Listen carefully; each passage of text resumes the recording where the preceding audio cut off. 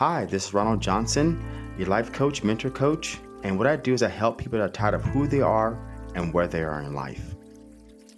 And this is Gloria, your life coach. I help those who are feeling stuck, struggling with difficulties such as self-doubt, inner judgment, lack of confidence, life transitions, and taking steps forward. And welcome to Life's a Shuffle podcast. Now, you may wonder why it's called Life's a Shuffle, and the reason why we came up with this title is that life is really shuffling. It doesn't matter where you come from, your background, what age you are, you're shuffling multiple things in life. And the best thing to know in life is everybody faces your struggles and everybody faces what you're going through. But there's hope in learning something about that. So when our guests share their journey, the hope is you learn something in that journey so yourself can navigate the struggles you face, the low self-esteem, the self-confidence, and that's why we call podcast Life's a Shuffle. And throughout this podcast, we share our personal overcoming stories, as well as our guests who shares their personal journey in overcoming their personal struggles. Life's a Shuffle podcast is here to connect like-minded individuals. And thank you for listening to Life's a Shuffle podcast. Hi, this is Gloria, a mindfulness and meditation coach. Welcome to another episode of Life's a Shuffle. Hi, this is Ronald Johnson, a behavior mindset coach and positive psychology practitioner. And welcome to another episode of Life's a Shuffle. Today is Saturday, and I thank you everybody for listening to the podcast. And we do have another special guest. And she's coming all the way from back east, but she's an amazing person. We spent the first few minutes getting to know each other. I love her mask. I love the fact she has different hairstyles. She's being her authentic self. Charita Mariner, take it over, and thank you for being on Life's a Shuffle podcast. Well, all right. I love your voices. It makes me feel like so empowered today. Well, I am Charita Mariner, CEO of CRJ Services Incorporated, and I am elated to be with Ron and Gloria on this morning. Welcome, Charita. Yes. Welcome. We're happy to have you. So, as you know, we don't have a script on Life's a Shuffle. So I want you to kind of, the real idea about Life's a Shuffle is to know that everybody faces the same struggle around the world. So I bet there's someone out there that are multiple people that face your struggle, are faced what you're going through, are face the same story you're facing right now. So kind of tell our guests who you are, where you come from, what have you been, because you know what, the floor and the mic is all yours. All right. Well, again, I'm Charita Mariner, and I always say that I am wonderful and amazing. And I am, because there's power in words and the way you speak about yourself and your journey and just your overall being. So I always start out by saying how I am wonderful and amazing. However, I wasn't always wonderful and amazing. There was a time in my life, especially as a young girl, being a pastor's kid, where I did not really know anything but church. All I knew was what mommy and daddy said and what mommy and daddy said to do. And I was just in church 7 days a week.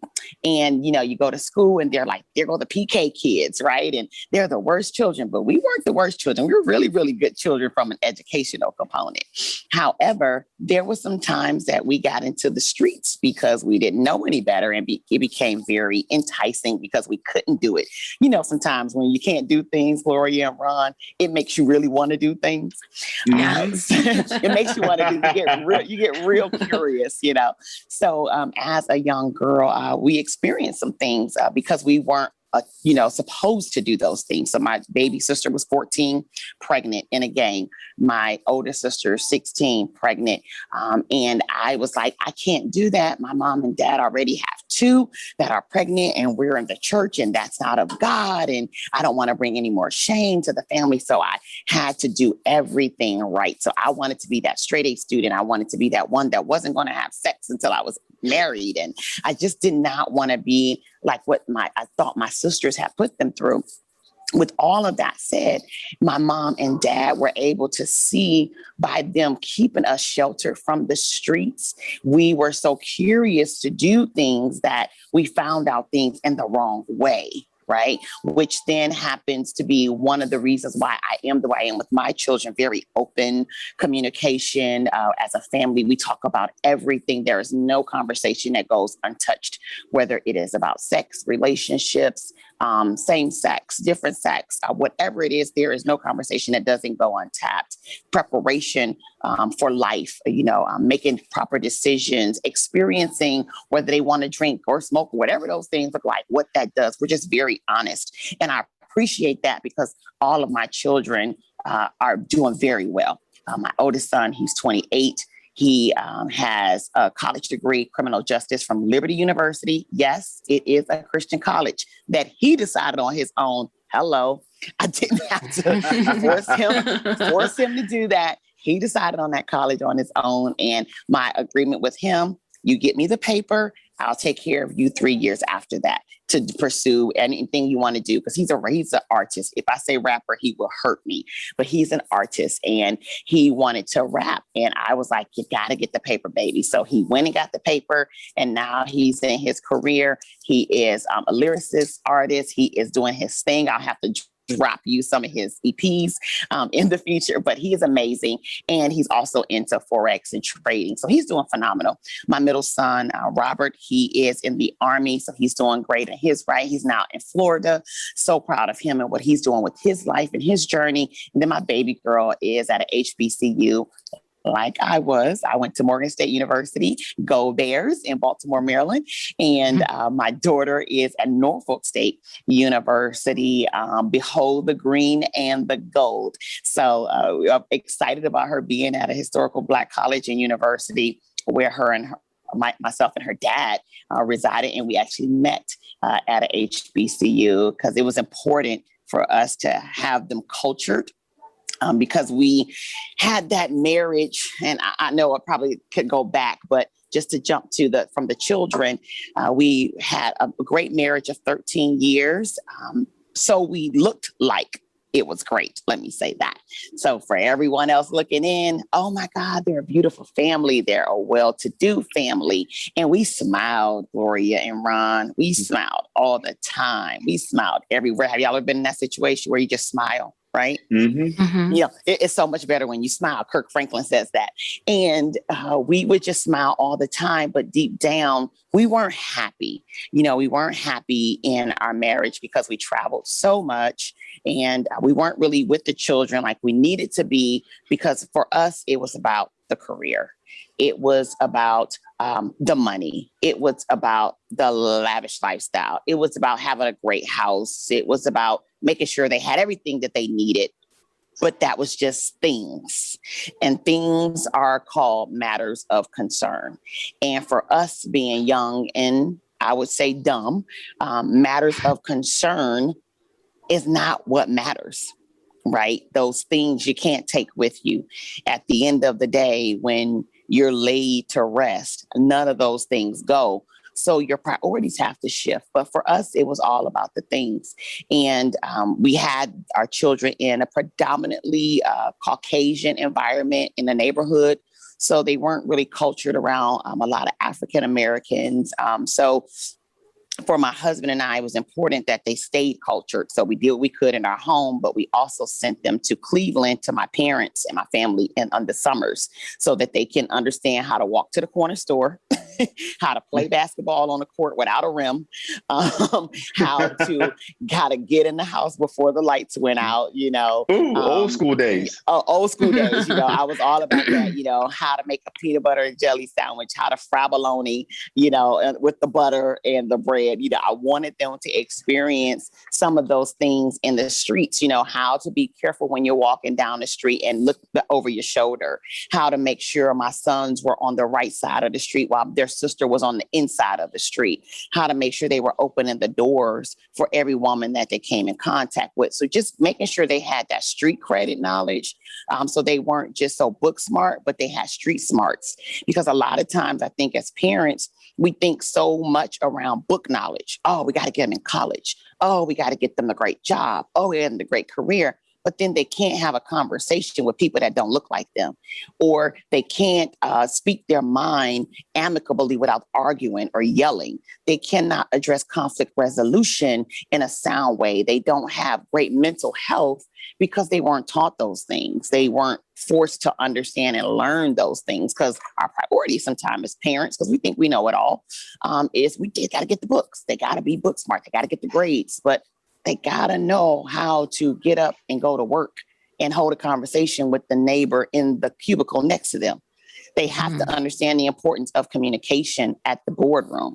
They have to understand the importance of being strong enough and courageous enough to ask for that raise, to know that they have the skill set to earn more, to be more, and to be better. So how do you help them through that? So we were really big on that balance in their lives. And we didn't always get it right. Don't get me wrong. We didn't always get it right. But what we did get right is when we understood that we were no longer going to be married for whatever the reason. My ex-husband, loved him to pieces, best friends, but he always said he didn't want to be married. He always did as best friends. And we used to laugh and joke about it, like, boy, you'll never be married because you just have too many women, right? And he would crack up laughing if he were to hear me tell y'all this today. And, it was just one of those things. He didn't want to lose me to someone else because he felt like the friendship would lose, the closeness that we had would no longer be if I were with someone else, which is true. I don't know a man that'd be like, you got a best friend as a guy and be okay with it all the time, the way we were really good friends. So he decided to ask me to marry him. And I said, yes. I said, yes, I did. And we again lasted 13 years and decided to come to an agreement that we weren't going to be married anymore. And we had an amicable divorce. We are happily divorced. And if nothing else on today, please understand, ma'am, sir, if you are in a relationship, first of all, especially marriage, the vows say what they say, for better or for worse, till death do us part. I could give you 1,000 excuses on why we didn't make it. But one of the things that we always talk about is our age. We were very young and, for lack of better words, dumb.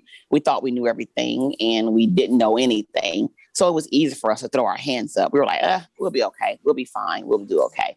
But when you think back on it, there's power in the words that you say. And that marriage is a commitment, for better or for worse. It's long term, even through the good, through the bad. I know he gets on your nerves. I know you can't stand her. I know the love making may not be what it used to be. I know the children get in the way. I get it. But you have to find that time to really get to know yourself as an individual, be true and authentic to who you are. And you can't do that if you don't love yourself, if you do not know yourself. And the one thing that you can do is understand how you want to be loved. I love the 5 love languages, because once we were able to, as we got older and divorced, we understood how we wanted to be loved through our love language, and stop trying to love each other the way we thought the other one wanted to be loved. Do y'all hear what I'm saying? I do. I feel it. A lot of times we think we know how someone wants to be loved, when all you have to do is ask the question, do you like A? Do you like B? While I'm thinking receiving gifts is his love language, he's like, I just want you to tell me I look good, I smell good, I need affirmation, I want the words of affirmation, you're doing a great job. Instead of, why? What are you wearing that for? Why do you have that on today? That is not his love language, right? So once I understood, as we got older and divorced, the way he wanted to be loved, and he understood the way I wanted to be loved, it was like, oh my God, what were we thinking? Like, why no one ever told us about the 5 love languages? I'm like, this is great. It's free. But I always just say, just learn who you are, learn how you want to be loved, whether it's physical touch, whether it's words of affirmation, whether it's receiving gifts, no matter what, acts of service, whatever it is that you love to have the love for you. Let your spouse know what that looks like so that they're not trying to fish and find out and you're holding them accountable to it. And well, you should know me by now. Yeah, I probably should know you by now, but why don't you just tell me? Have you ever been in that relationship where you say, why don't you tell me what you want? Why do I have to play the guessing game? So, just understanding that and learning that the older we got, it keeps us grounded together now where we raise our children in a very healthy environment. Our children are excited about the fact they brag about it too, man. My mom and dad may be divorced, but we ain't had no drama. We got to see daddy and we got to see mama and they wasn't at each other's throat. They still have birthday parties together, dinners together, celebrations together, didn't care about his girlfriends coming or anything like that. When you are done, you're done. If you're having issues with your ex or your spouse moving on, married or just dating, it's because you still want to be with them. It's because the love is still there. When you all agree. Mm-hmm. I agree. Yes, I agree. You're resenting and you're upset because it didn't work out for you. So you want to make it hellish for everyone else around you and everyone involved. And it should not be. If you made a decision to go, make a decision to go. But it's no reason to be unhappy. We control our happiness. It's all up to you how happy or sad you want to be. You control that emotion. No one can make you mad. I used to tell my children, I don't want to hear you say you make me mad. How can someone make you anything? No one can make you anything at all. At all. You are the keeper of your day. You decide whether you want to be happy, you want to be sad. So I thank God for my marriage. I thank God for my family. I thank God for the lessons in my life. I thank God for the open doors that he has given me, because he's given me some great open doors, but he also shut some doors that I wanted open. And I'm glad for that too, that he knew best to shut those doors. So that's just a little journey around my life as a wife, as a career woman, always working, with the great jobs and traveling. So we think it's great, but as time goes on, you really understand what matters, Ron and Gloria. Yes. So I'm going to have to go based on your last comment. I agree. As time goes on, when I think about this, and I don't know if you ever listened to one of my podcasts on YouTube, you know what? I'm 37 now. I'll be 38 in a couple of months. For my whole life, I thought if I had the car, if I had the girl, if I had the money, if I had all this fame and fortune that social media tells us we need to have in order to feel happy, that I'll be happy. First of all, I never obtained any of that, because if you had it, you would not have managed it. Second thing being is that's not what's part of my value system. Third thing being is I strived after that so much. I got some of it here and there, but it never truly made me happy. Fourth thing is when I changed myself and found my power, I became much happier. Yeah, so, look, self-love is the best love. Go ahead. Yeah. I was going to say off your last comment, what do you think in your life? Oh, sorry, let me go back. What do you think? When did you wake up and realize I need to change myself? These are things that are not working well with me. That's a great question, Ron. And let me tell you, it was 3 years after my divorce. Immediately following my divorce, I was like this hardcore shell, like I'm good, I'm straight, I'm about to do me, I'm fine, I'm gonna make it work, I'm gonna take care of these babies, I'm gonna have this job. And one day on my way to work, I had told my boss what I was going through with the divorce and everything, and that we had finally made a decision we weren't going to be married anymore. And he said, well, if you need time, let me know. And I told him, I'm good, I'm straight.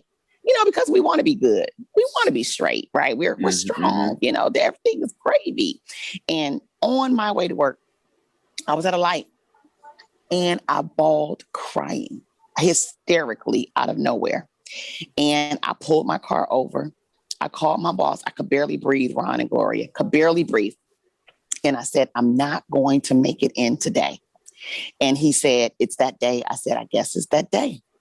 And it hit me like a ton of bricks. And I just cried. I cried. And I blamed myself. And what could I have done different? And God, why me? Why would you do this to me? I was angry at God. I was angry at myself. I was just angry.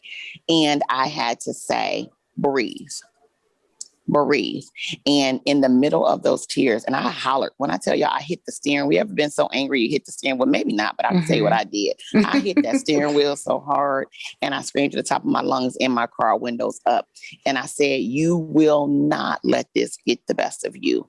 You will be okay. And I had to self-talk myself. You will be okay. And I stopped crying. I called my mother and we started praying. And the power of God just like kind of came over me in the car. It came over me in the car. And I knew that the joy of the Lord was literally going to be my strength. And that's where I understood, Ron, that happy wasn't what I wanted to be. I wanted joy in my life because happiness is usually controlled by things. Again, things is matters of concern. I don't want things to control my being or my make. I want the inside of me to have joy. I want the light to shine through me and to me. Then that only comes through joy. And the Bible talks about the word joy. Make a joyful noise.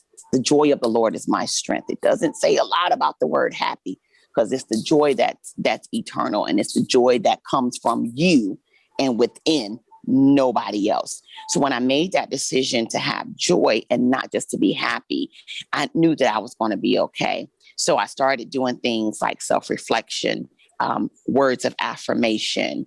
I just started selling Mary Kay and, really empowering other women. And as I'm empowering other women, I'm also empowering myself because I'm helping myself to understand that I am going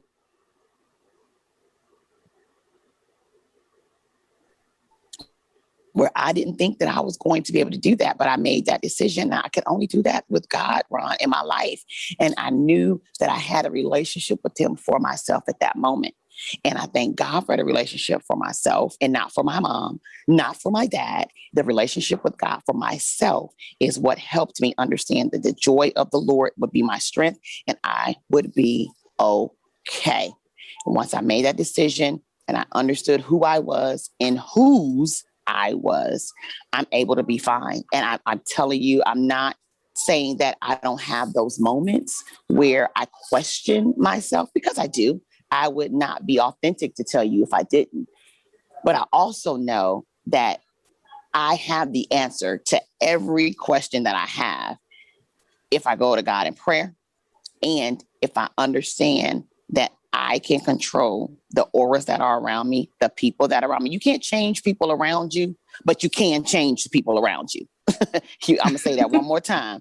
You cannot change people around you, but you can change the people around you. So you might not be able to change their behaviors and their attitudes and their actions, but you can change the people you decide to have in your environment.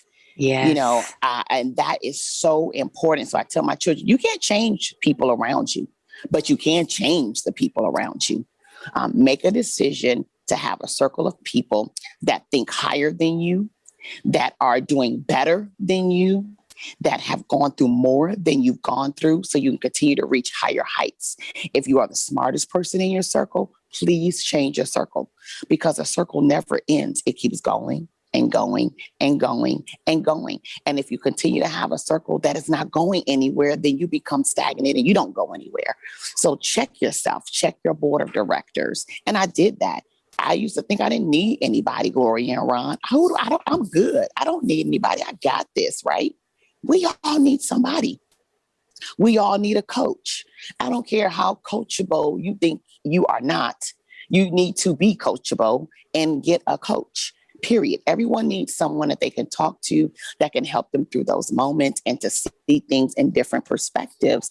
And I have done that with my board of directors. I call my friends my board of directors. I have haters on my board. Yes, my haters are my motivators. They don't understand that I know that they have a little hate, but I know, I understand it. And I appreciate it though, because they keep me on my toes. See, the haters are your motivators and your elevators. You hear that all the time, but they really do help you elevate because when they are looking at you and wanting to see you fail, it empowers you to be like, I can't slip here. Got to stay on my guard here because there's one waiting on me to slip, right? So you have that person in your board that is like, challenging you. Well, why are you doing that? What make you think you can do that? And oh, that's a great question. Let me show you why I can do it. So I believe in having that mix on my board. I have all walks of life, different career paths, different races, different genders that I talk to. It's not a team of people of 20 or nothing like that, but it's a close knit few that I could be authentic with. And I know that can help me through those moments, because who motivates the motivator? Mhm. Who motivates the motivator? Usually it's themselves or no one. And a lot of people that are inspirational coaches or motivators, they struggle on the side, and they struggle in silence because they don't want to tell someone that they're not doing well. They don't want to admit to the mental health that may not be where they think it need to be on someone else's state of mind, not theirs, but someone else's review or relevancy of them. And you have to have that person or people that you can go to when you need that motivation, because it can be draining to be the one that everyone looks to. And then when you're like, well, who can I look to? Who can I run to? Who can I talk to that I'm not feeling good today, that won't judge me, that won't tear me down, it won't tear me out? So we all need somebody. And I thank God for my board of directors, and I believe everyone needs them. And I also believe that once you understand the way you want to be loved and understood and appreciated, you can articulate that to your board of directors. You can articulate that to your family. You can articulate that to your boss. You can articulate that through your friends, and everyone around me would be able to tell you that my love language is acts of service. That is my love language. I am all about the community. I am a philanthropist. I love giving back. I'm passionate about it. I've been doing it all my life, and I love to make other people smile. I love to do for others, but I also have to remember to take care of myself. So I am very unapologetic. If you follow my Instagram on Renee C. Instagram, if you follow me on Facebook at Charita Mariner, you will see that I love me some me. I love me some me, and I do it, and I do it unapologetically, because I love everyone else too, and I pour into others. But you can't do that if you're not whole. You can't do that if you don't love yourself, because you'll find yourself to be drained. So I don't apologize for it. I'm very intentional when I get dressed in the morning. I'm very intentional when I go places. I'm very intentional in my conversation. I'm very intentional about that. Because you never know what those connections will be like and what those meetings will be like. So I'm just very aware of who I am and whose I am. I love that. It's so powerful. I love that story, Charita. It's very inspiring. I know I was, God, even going back to where you finally just woke up and crying in the car. I know what that's like. I've actually, it's crazy. I was kind of laughing in the back of my mind because I've done that before, where I've actually sat in the car and I said, I need to let this out. I need to let this out. Because a lot of the times people usually just hold it in. They don't want to let it out, but they don't realize the power of just letting it out. You'll be fine after that. Just releasing it. And I know I've done where I've actually looked at myself in the mirror while I was crying, letting it out. And then after that, I just laugh at myself. Yeah. But the feeling of like, you're okay. You woke up and you're fine the next day. Oh my God. It's such it's a good feeling. Yeah. And it's okay to cry. It's okay to cry. People feel like it's not. And we do that to our boys. And I'm an advocate against this. We tell our boys, suck it up. Wipe your face. Yep. What you crying for, boy? What you doing? Why you acting like that? Well, you ain't quit acting like a punk. Why you doing all quiet? Wipe them face, right? But at the end of the day, our young boys can't show emotion. They struggle in relationships. They don't understand how to articulate their feelings to people at work, to people in the streets. They don't understand how to do it. So they result to violence. They result to hands. They result to words and bitterness. And, they just can't make it through because they don't feel comfortable expressing how they really feel. So I did not want to be that mother that told my boys, stop crying. What you crying about? I said, baby, okay, go ahead and express how you feeling. All right, that made you cry. No problem. But let's not stay in it. You get 24 hours and then you got to come out of it because we got to figure out what to do next. But I I don't want to encourage them to not cry. Like, you have to be okay with your emotions. You have to be in tune with your emotions. And I think if we were able to understand and let our boys know it's okay to cry, you're not a punk because you cry. You are a human being that has feelings. Or to let our girls know it's okay to cry. It's okay to cry, baby, because I don't want you to be vulnerable in the wrong hands of the wrong man or woman that they take advantage of you. So we have to understand that it's okay to cry. Teach your children it is okay to have those emotions, but just make sure you balance that with it's okay to walk through it, because everything you go through, the word is through. You go through it. So it brings you to it, but you go through it. It's just a stage. So the crying is just a stage of the overcome. It's a part of the process. So you cry it through and then you overcome in the end, and you're looking back and say, I made it through. Yes, you made it through. You always gonna make it through, but it's okay to address the feeling that you have so that you can make it through. Because if you don't address the feeling that you have, you won't make it through, and you carry the baggage with you over and over and over again in your life, and you'll find yourself trying to find yourself. You follow me?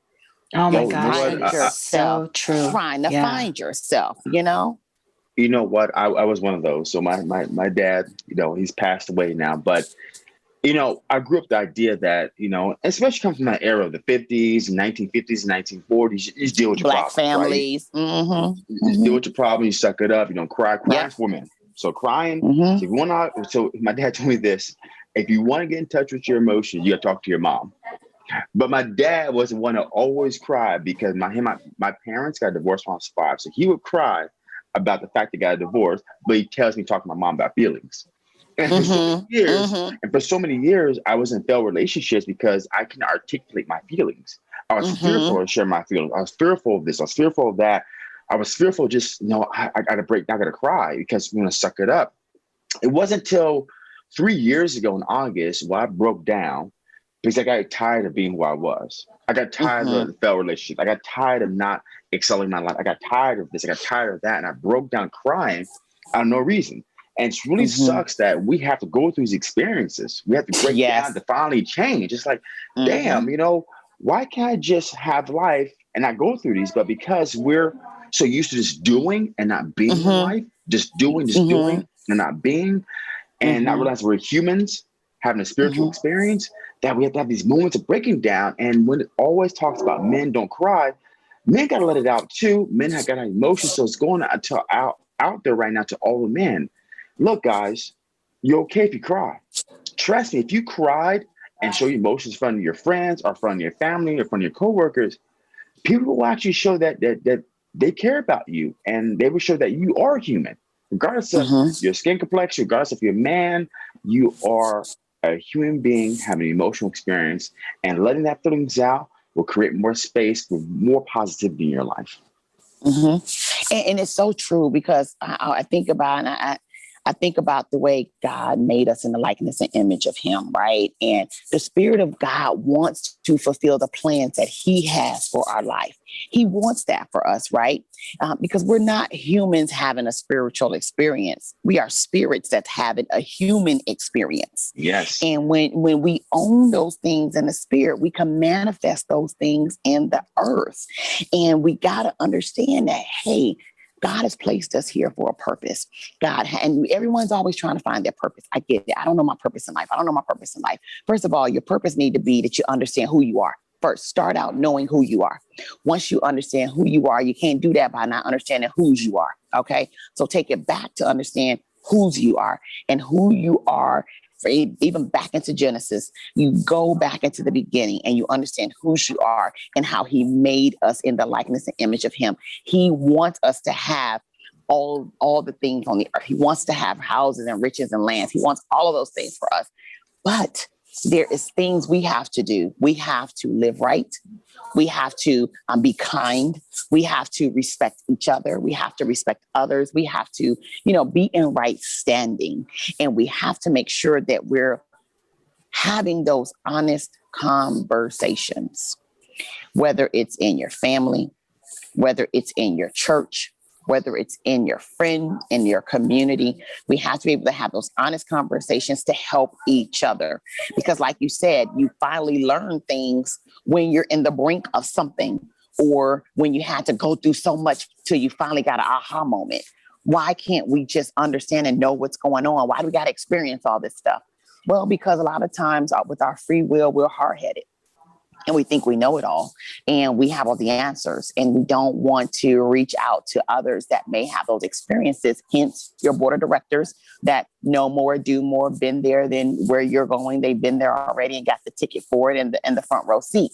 All you got to do is just ask and communicate and follow through and follow up. And you could eliminate a lot of the errors and the crooked streets that you go down. But sometimes our pride, gets in the way. So when I think about some of those things, how our pride could get in the way, I think about working in corporate America for over 23 years at Walmart and Target, the top two retailers in the world. I worked for Walmart for over 13 years as an executive and running 8 stores, $750 million in sales revenue. Never saw my family, but hey, I was all that in the bag of chips, right? So we think. Decided then after that, I got tired of not being with my family, and I decided to have my last year of my daughter's life in high school before she went to college, that I was going to spend time with her. Time is currency. I watch how I spend it now. I didn't always. I watch how I spend it now. And it was more important for me to have that time with her. So I transitioned over to Target. Target recruited me as an executive with them. I worked for Target for 3 years and 3 months. And now I am going from corporate America into entrepreneurship. And I don't know if I'll go back to work or not, but I do know that going from corporate America, working for someone else and doing what others are having you do to your own business, it's very different. You motivate yourself for real when you're an entrepreneur. You have to get up in the morning. You have to find reason to get up. You can't just sleep in the bed and think you're gonna make money in your sleep. I don't care if you Bitcoin or current Bitcoin currency, Forex trading. You can say whatever you want. You got to get up and get on the computer, turn it on, and make money even through Bitcoin. So you have to make a decision to wake up in the morning. So I'm learning, and I'm not saying I have it all yet, but I'm learning in entrepreneurship that I still have to plan. I still have to do my to-do list, because that's what kept me organized professionally in the corporate world. It's going to keep me organized professionally in my entrepreneurship journey. I still have to set goals for myself.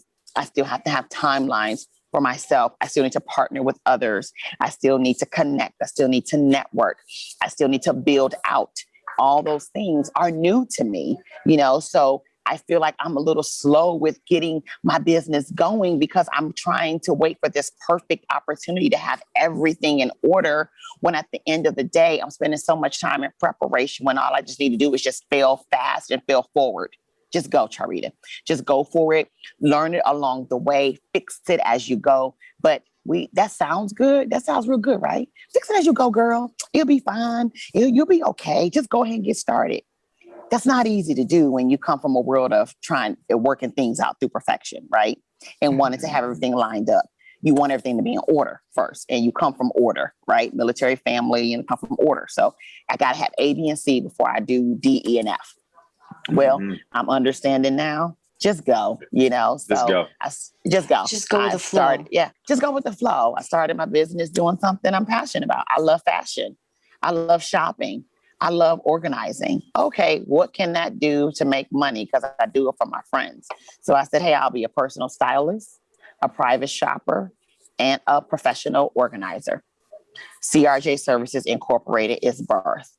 And I love doing that for others, traveling image consultant, helping others understand who they are, creating a style with them and for them based on what they think they like and based on what the trends are, and see how we can integrate the two. So I'm excited about this new journey in my life. And again, I don't know if I'll go back to work or for someone else. I may not. But at the end of the day, today, I am working out my business. And thank you. Thank you, sweetheart. Oh, well, I'm blessed that you were blessed. Thank you. Thank you. Look at that, all that energy. Talking to everybody. I know. Right. I'm in a hotel lobby and I'm having the podcast with you all. And a lady was sitting the whole time behind me. And she's like very motivated in my speaking. And she said, I'm leaving, but I had to tell you, motivated me, you know. So you just never know. You great. Never know. You never know how you motivate others. So I just thank God for my journey. And I thank God for this thing called life that we're on. And I thank God for the connection with you, Ron, connection with you, Gloria, on today, because if we were not connected, we wouldn't be able to have this authentic conversation. And I hope that someone finds value in our conversation today and that someone's life can be changed or someone's soul even saved through just understanding that you got to know whose you are so you can know and understand who you are. There's so much value in this conversation and just listening to you and just hearing your journey. There's a lot of value here to be learned. And, you know, it's a process. It is. It truly is a process. It all started when you just started crying in the car, and I'm not going to let that one go because I know what it's like. Yeah, it really is. And it's just like, you know, you just wake up from it. And, you know, waking up from all that and through this journey and then the process of, you know, I'm all about now, really practicing a lot of self-worth, self-love. Yes. Self-care. Self-care. It's a struggle for a lot of people. It really is a struggle. We're so busy taking care of other people and we forget to take care of ourselves. When you finally had that and realized I need to be me, I need to love me. God, you know, just saying those words, I feel so empowered right now, just saying that to myself. What was that like for you? How was the feeling after when you finally said, this is it? I'm loving myself.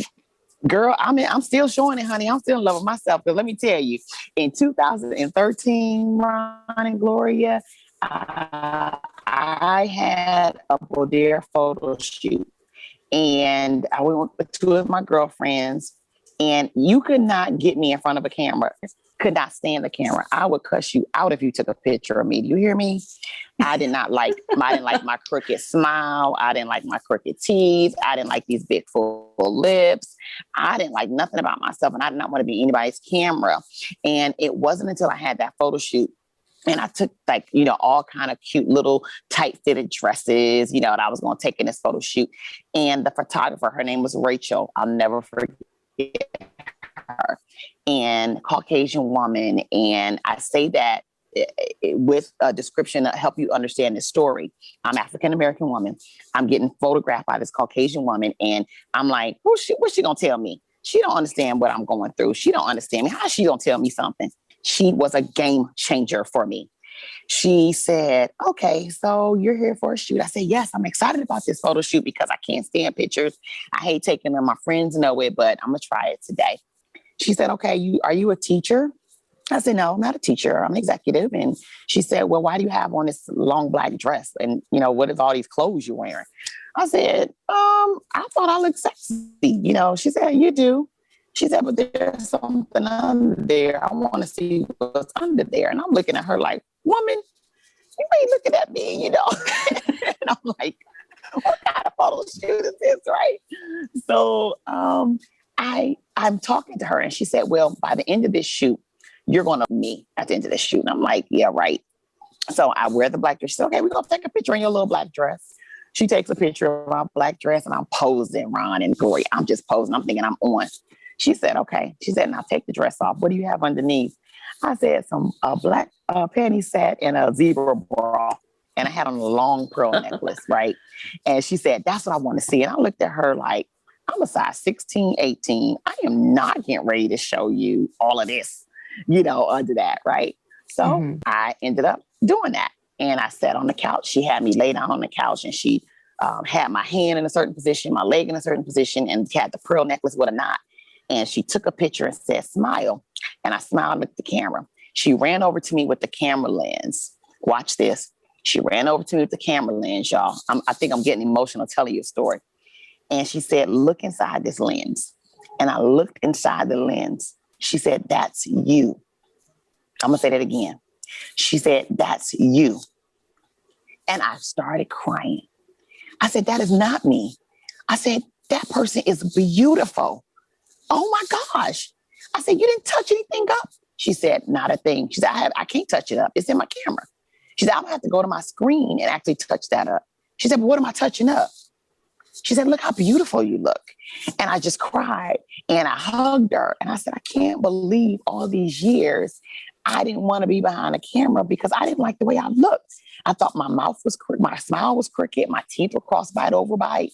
I was a mess. My big lips, people getting paid to get their lips the size of my lips, Mm-hmm. And here I am not comfortable with the skin that I'm in.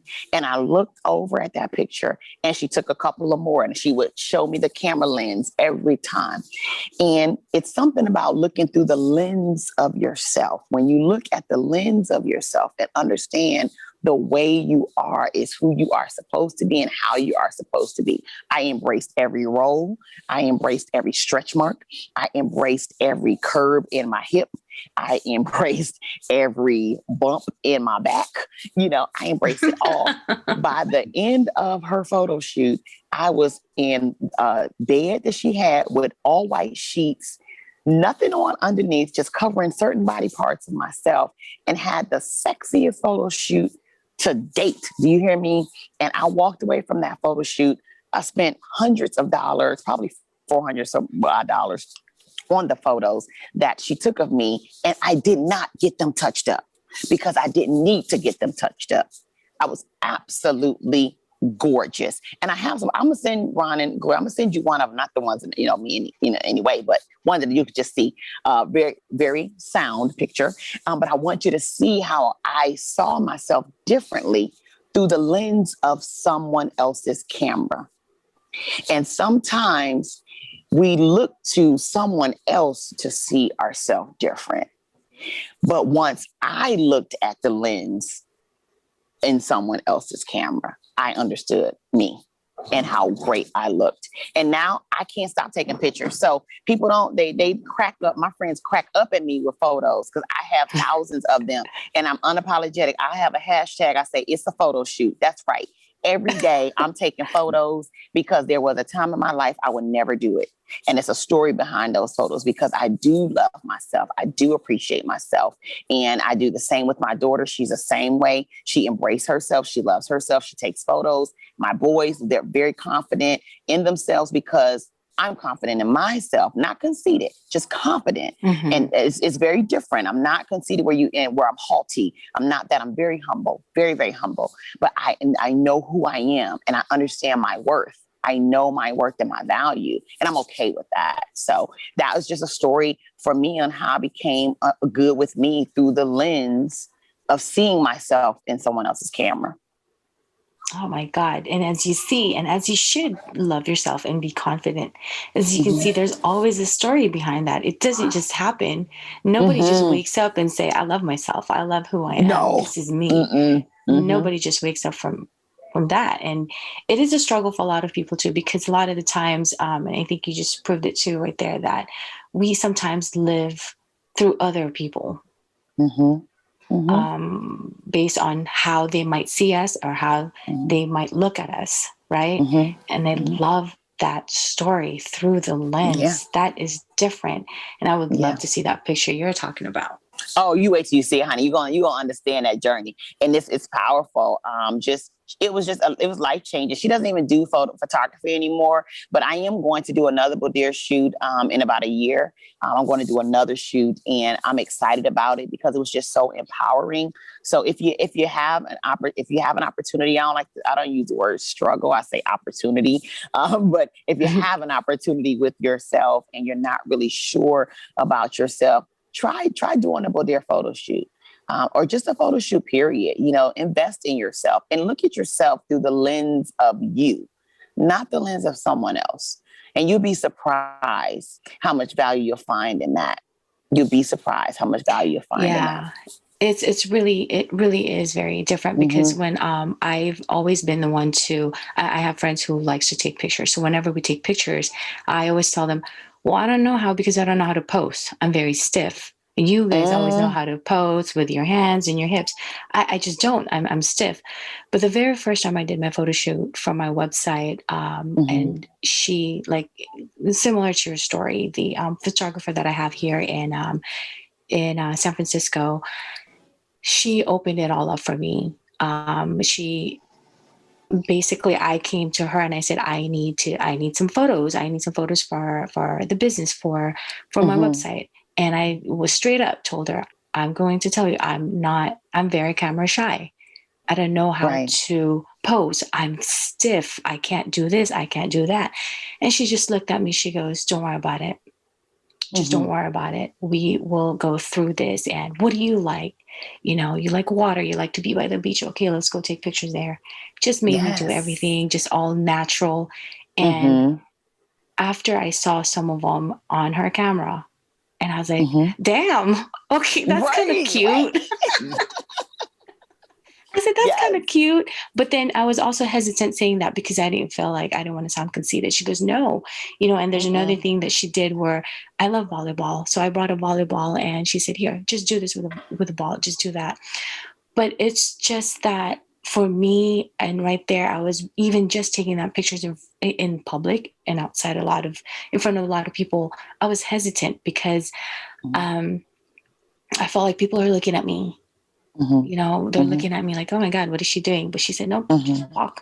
Just keep walking. Don't worry about it. Just do what you would normally do if you were in the water. Do what you would normally do if you were playing volleyball. And she just keep Mhm. taking those pictures. And yes, let me be honest with you. After that one time, that's when I felt like, okay, I started showing up myself more. I started to Mhm. post a little bit of my picture here and there in social media, and then Mhm. started slowly with the video. So now I'm really working on loving myself more and Mhm. just knowing what my worth is. So Yes. I can say, for a lot of people out there, there is a struggle of Mhm. of self love. It Mhm. really is because there's that resistance, but it does take practice, Mhm. and you'll have to really want it. Mhm. Yeah, so go ahead and do that photo shoot. Because let me tell you, all them features you have, Gloria, you got some gorgeous features, honey. You better get behind that camera. All you gotta do is just Thank you. angle that camera and tilt it down a little bit, and then look at yourself in that camera. Go ahead and take them selfies, honey. I You know will. what? I gotta say, is listening to you guys, it's really paramount that we always, as human beings, we always think things be perfect. Like I have to have a Mm-hmm. perfect picture, Mm-hmm. or Mm-hmm. we open up a magazine or open a social media page, or we have a friend. Oh man, if I just had this better, if I just had this better. Like Mm-hmm. I Comparison. hated my yeah, I hated my voice. So me speaking in front of the camera was non-existent for years. I just didn't do it at all. So I Mm-hmm. mean, it became now I'm not only am I just not getting my voice being heard, I'm not being authentic because my voice and what I'm doing can reach people that you may not be able to reach. Glory can't reach. Right. Tony Robinson can't reach. Les Brown can't reach. All these Mm-hmm. people that we know, they don't reach every single person out there. The 7 billion people in the world or more. So what I realized is that my voice has power. And when I got over that perfectionism, it needs to sound this way, look this way, do this, is when I really start Mm-hmm. stepping into my power. And that's the biggest thing all of us out there in the world, the universe, is we always want to think you have to be perfect to do anything. And the Yeah. really thing is, just like your business, just like especially businesses, it's not about being perfect because no one is perfect. It's Mm-hmm. about why you're doing it, the passion behind it, and the person behind what you're doing that becomes more of a conscious thing for you. It becomes Yeah. alive. See, when you Mm-hmm. work for somebody in a business, they put you in a box. They're like, okay, you work your Monday through Friday, 9 to 5, you have weekends Mm-hmm. off, you have this off. Well, I want to learn, I want to grow. Well, you know what? Right now, you're in this box. And when I tell you when it's ready for you to grow is when you grow. What's the marvelous Mm-hmm. thing about being an entrepreneur? No one tells you when to grow. No one tells you when to be creative. Like when I had my full-time job 14 years, I'm trying to tell the owner, hey, we should do this, do this. No. Month later, oh, I think we should do this. It's like, dude, I just talked about that idea a month ago, but because he came with the idea, now it's a good idea. It's now good. Be Mm-hmm. Yeah, exactly. Be the business owner. If I want to change my website today, I can do it. If I want Mm. to post something different, I can do it. If I That's want to right. take some educational classes, I can do it. If I want to Mm-hmm. pay taxes, because when you're an entrepreneur, you got to file your 1099, I have problem paying taxes. Mm-hmm. And people don't understand, when you work for somebody, they also tell you when you go to work, when your days are, where your vacation times are, and how much you get paid. Mm-hmm. They tell you how much you're worth. When That's you quit and right. start a business, you know what you charge, what you're worth. And money's unlimited out there. There's a lot of money out there happening. Mm-hmm. So Mm-hmm. for those out there, for you, Charita, start your business. Don't let no one tell you what you can and cannot do. Step into that passion, that purpose, and live your dream. Be authentic, Yes. show up, and create the life you can create. Not tomorrow, not when something happens, not when someone gives you a thank you. It's now, it's today, because at the same time, we're the past, the present, and the future. That's right. That's right. Preach, Ron. Yep. Amen. Amen. I have to say that because, right now in front of my computer, I have about 5 affirmations. Now, these are for me. These are not for everybody else. You can take my affirmations if they resonate with you. It doesn't matter. First affirmation is I'm worthy. Because the thing is that we don't think we're worthy. So I'm worthy. Not I will be worthy. I'm worthy. That's it. Mm-hmm. The second affirmation is I love money. You know why I say I love money? Because money is not the root of all evil. No, it has me pay it's my the bills. love of money. It's the love of money that's the root of all evil. Right. So I love money because it's the things I can do. I can start my charity. I can do this podcast. I can get my voice out there. So, third one is I love my health. Because our health, you can't do much. Stressing upon that. The fourth one is I will achieve greatness. I will achieve greatness. And that's what it is. The fifth one is I'm happy. See, I'm not going to wait till someone tell me I'm happy. The fifth one is I'm satisfied. And these are my affirmations because they're powerful for me. They mean something for me. Everybody has different affirmations, and we got to manifest these things in a better way. And, I'm preaching now because I'm very passionate about the human being. I'm very passionate that we have more power and more resources than we think we do. But society tells us that we got to have the master's degree from Harvard and Yale. We got to have this job to make this amount of money. We got to do X amount of things to achieving greatness. But everything's outside of us and needs to come within. So with that said, Charita, what is I always like my guests to talk about, our guests, talk about 1 to 5 sentences, can be longer. What is the biggest takeaway you want to tell the universe, tell the world about yourself? What's one thing 1 to 5 sentences long they can take away from you? Just today, I would say, and it's different from what I would say, years ago. But today I would say, be okay with failing, period. It's okay. Just fail forward and fail fast, right? Because a lot of times we get so afraid to move forward because we're afraid of the failure. And one thing about me is I have failed, but I failed fast and I failed forward. When you're moving and you're walking, I think Oprah Winfrey said it. One thing about climbing is you may not get to the top in the way you and the speed in which you want to get there, but you're still climbing. You're still going up.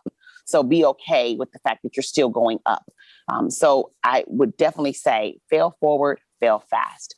I would also say about myself is that be unapologetic about who you are. Be intentional. I'm very intentional every day when I get ready. Every day I am intentional about when I get ready. I make sure that I feel good about what I'm wearing and that I look good in what I'm wearing, whatever that may be, whether it's a jogging suit or whether it's a dress. But be okay with you, be intentional and be authentic. And then lastly, I would say to know about me is God first in all that you do. It goes back to really understanding your life and your purpose and journey and where you need to be in life and where you want to be in life. Go back into the good book. Go back into the good book and understand that you were created as a masterpiece. God don't make junk, period. He don't. So there's nothing junky about me. Nothing junky about you. He don't make junk. You can't make junk when you make the sky. You can't make junk when you create rain. You can't make junk when you create bees that produce something sweet like honey. You can't create junk when you have the birds that know when to sleep. You can't make junk when you have an eagle that understands the purpose of a crow. You can't make junk when you see the way the light comes and the moon rises and the sun sets. Those are intentional things that God created. So all of that is beautiful. All of it is beautiful. And just like he made those beautiful things on earth, you're on earth and he made beauty in you. So once you can understand that God don't make no junk, you understand that you are not junk. You are happy and whole. You are joyful in every right. You have the right to command the things over your life. You have the right to speak power over yourself, to speak power over your life, to speak wealth over your life, to speak love over your life, to speak favor over your life. It's about the power of the words that you speak. I am all about the words that I speak. I don't speak that I'm sick, because by his stripes I am healed. So I speak that I'm going through. I am going through it. I am catching a healing. And they say, oh, your nose is running. I'm catching a healing, honey. I am catching a healing. I'm not professing that sick stuff. I am catching a healing. There is words and power in the things that come out of your mouth. So I'm very big on that. And you'll know that about me when you speak to me. I don't say things loosely out of my mouth. I'm very intentional about the conversation, because the energy around you would love to have those negative words and play on them to say things. So you just got to take time to really be aware of what you're saying. And I do that all the time when I speak. I just very conscious about the way I speak and what I profess out of my mouth. But when you understand whose you are and you know that God makes everything beautiful, because he's beautiful, the world is beautiful, the creation is beautiful, nature is beautiful, and you are part of what he made too. So you're beautiful as well. Life is beautiful. Life is beautiful. Yes. So Charita, would you say you're living purposely now? Oh, absolutely. Let me tell you, I'm living purposely. I know I am. I'm very happy, very sound in what I'm doing. I am very excited about my journey. I'm very excited about telling people about my journey. I'm very real about it. And I know that everything that I've gone through in my life was for a purpose, for a reason, and for a season. And just like seasons, they all change. We get 4 of them in a year. But every season there are changes. There's changes that's going to happen in your life. And people are seasons too. There are some people in your life that'll be for a season, and it's okay to let them go.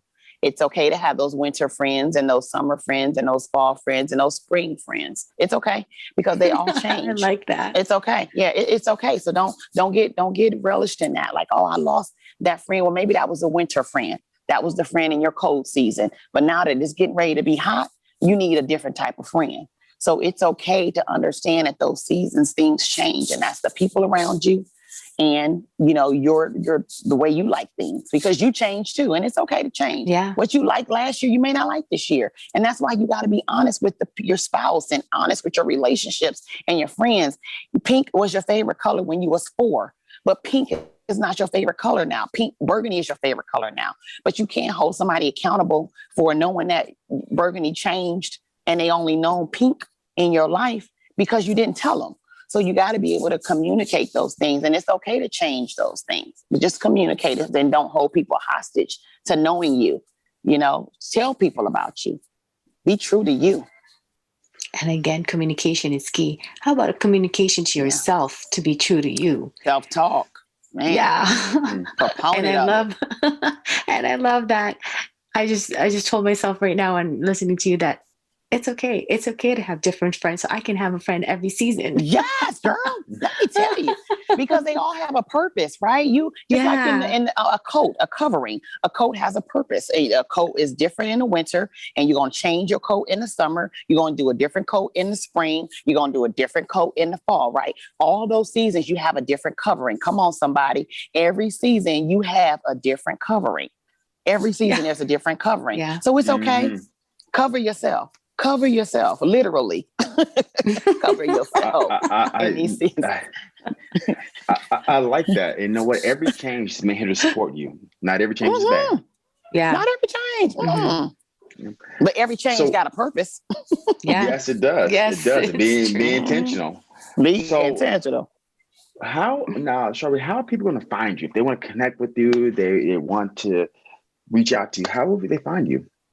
Great question. So you can find me on Instagram. I will be launching my CRJ Services Incorporated Instagram really, really soon.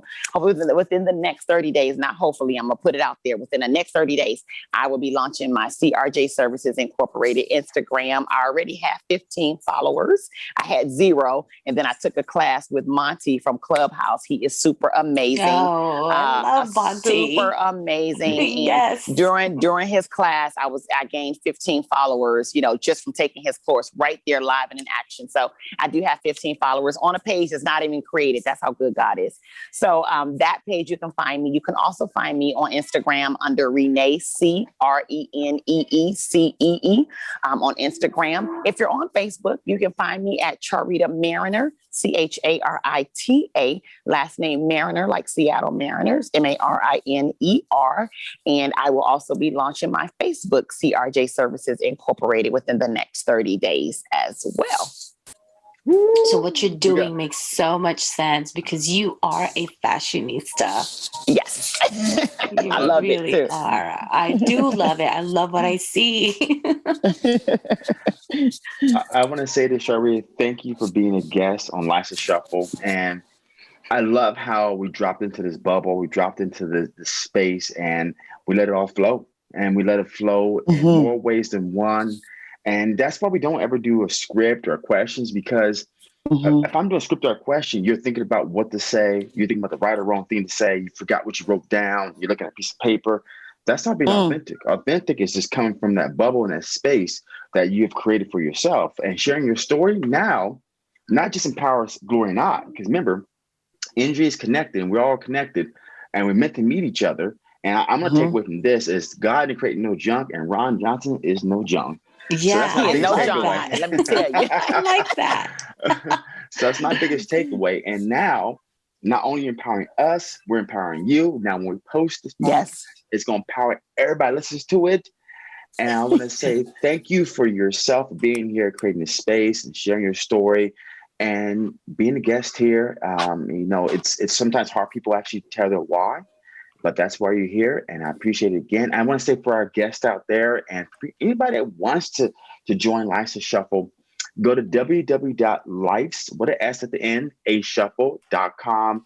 You can listen to our podcast there to get an idea of what we do, listen to our why story, or you want to submit the contact list, become a guest, or go to Facebook, Life's a Shuffle, become part of our group, make a comment, be a guest, share your story because you need to empower yourself because as Miss Charita said, God didn't make no junk. Thanks for listening. Love that.